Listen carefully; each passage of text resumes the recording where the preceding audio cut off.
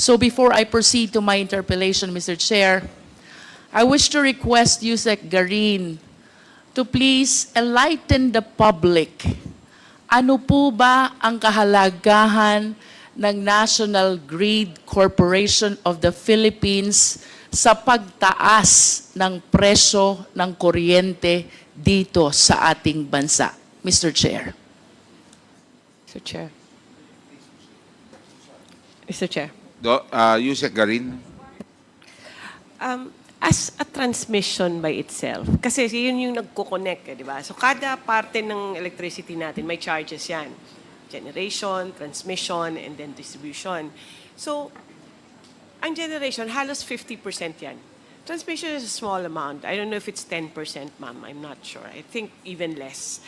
But ang importance is not just the charges. The charges can still be lower kung ayusin siguro yung mga taxes or yung pag-pass on nila ng yung costing nila, no? But the more important impact of a delayed project is, halimbawa magpagawa ka ng, Mr. Chair, paggawa ka ng bahay. If you do it in 2010, it's cheaper rather than doing it in 2020. May inflation, umaakyat din yung presyo.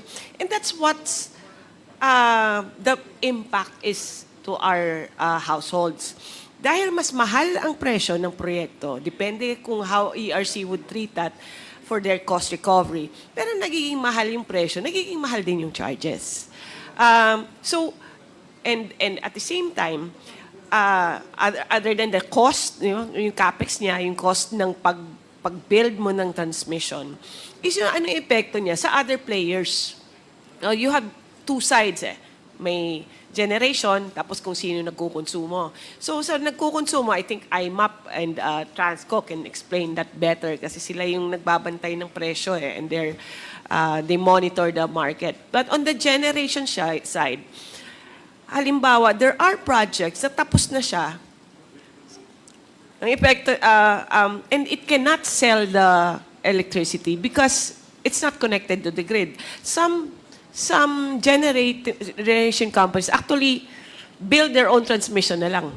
So it's costing also our generation rates. So as a transmission by itself, their own charges, maybe the impact is not as big as we expect, no?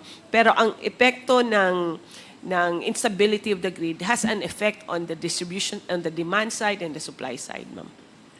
In other words, Yusek Garin, is it correct to say, for the viewing Filipino people, pag mataas ang cost ng transmission, mataas din ang presyo ng kuryente. And that is the reason why we need to regulate the operation of the NGCP, which is responsible for the national grid. Tama po ba, Yusek Garin? Yes, yes, Mr. Chair. If it is in fact, I would go further. If the project is delayed, then umaakyat din yung presyo. So that's the effect to our people, ma'am. Thank you. Thank you. To proceed, Mr. Chair, there are two Mr. Chair, important... just a point of information, with the indulgence of our Congressman Luistro. Point of information lang, just one quick lang. Para kasi we're talking about the layman's po, no? Maraming nanonood sa ating mga Pilipino. Kasi mukhang medyo yung sabi na tumataas ang presyo ng kuryente. Transmission is only 10%. Ang generation na malaki, almost 50%. So when we say that, na tumataas ang presyo because of delay of transmission, mali naman yun. So nanonood, kasi mahirap, baka mga tao aasa. So ang totoo niyan, generation ng 50% and transmission only 10%. Kahit tumaas sila, konti pa rin, it's minimal, no? So generation, I just want to put it in context, Mr. Chairman, that is a misconception. Huwag natin lituin Thank you very natin. much, Mr. Honorable Chairman, Presley De Jesus. if I may allow. The floor is still with the Honorable Luistro. May I be So allowed to, I don't think we're not here interject? to negate each other. But these are questions and these are answers given by resource persons. Let's take it as this and let us discuss that in a Apology, Mr. committee Chair. level, okay? Apologies. But we're not here to, so we're not supposed to be arguing with each other. So it's clear that the answer is transmission definitely has an effect in the increase in the cost, regardless of the percentage. The argument is, meron bang increase pag ang transmission? The answer is yes. No? Hindi na pass through sa consumer. Di ba? Now, you reverse the decision of the ERC. Question. Can we reverse that May 2022 decision of the ERC regarding that? Kasi kung titignan mo yung decision ng May 22, May 16, 2022, masyadong baliktad doon sa desisyon ng ERC regarding sa pag-proceed sa IPO. Tanong, ma'am, can you do the same? We can study the matter, Mr. Chair. The matter of the franchise tax is a bit different because it's a continuing collection for, continuing obligation to, or continuing authority that was given to NGCP to collect. So what we did was to suspend that authority by issuing another resolution. But this one is a case that was decided already and made final by the commission. But we can study it, Mr. Chair, because I myself, I have questions also. Yes, ito madam, I will cite you on a Supreme Court decision regarding the proviso, the word proviso.